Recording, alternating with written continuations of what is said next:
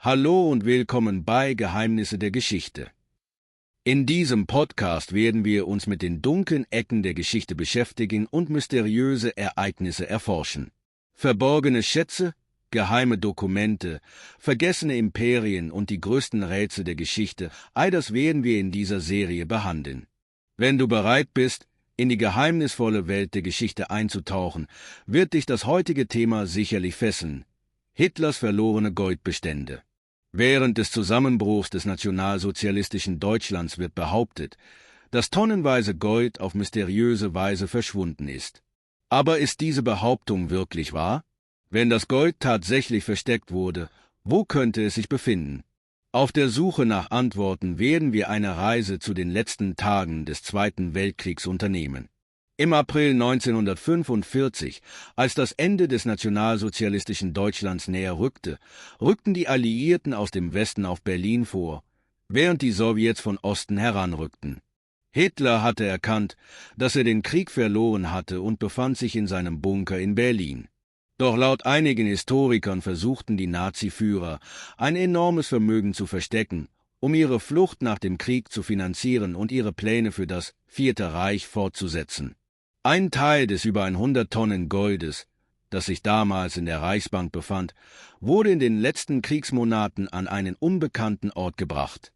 Martin Bormann, einer von Hitlers engsten Vertrauten, und SS-Chef Heinrich Himmler gaben den Befehl, dieses Gold an einen sicheren Ort zu transportieren. Viele Historiker und Schatzsucher haben versucht, herauszufinden, wohin das Gold verschwand. Doch bis heute gibt es keine endgültige Antwort. Schauen wir uns nun die Orte an denen dieser mysteriöse Schatz möglicherweise versteckt wurde. Im Laufe der Geschichte wurden viele Orte mit dem Gerücht in Verbindung gebracht, dass dort Nazi-Gold versteckt sei. Einer dieser Orte ist der Toplitzsee in den österreichischen Alpen. Bei einer Untersuchung im Jahr 1959 wurden Nazi-Dokumente und falsche britische Zundnoten im See gefunden. Doch es gab keinen endgültigen Beweis für das Vorhandensein des Goldes. Dennoch glauben viele, dass das Gold immer noch in den Tiefen des Sees verborgen ist. Ein weiterer bemerkenswerter Ort sind die Merkers Salzminen in Deutschland. Im April 1945 entdeckten amerikanische Truppen dort Millionen von Dollar an Gold, Juwelen und Kunstwerken.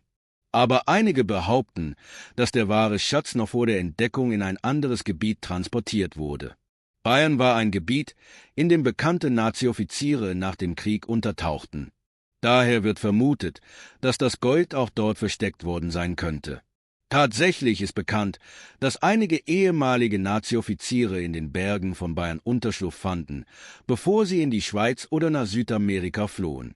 Im Jahr 2013 wurde in Polen behauptet, dass in einem alten Nazi-Zugtunnel Gold versteckt worden sein könnte. Lokale Forscher vermuteten, dass ein geheimer Nazi-Goldzug tief in diesem Tunnel begraben sein könnte.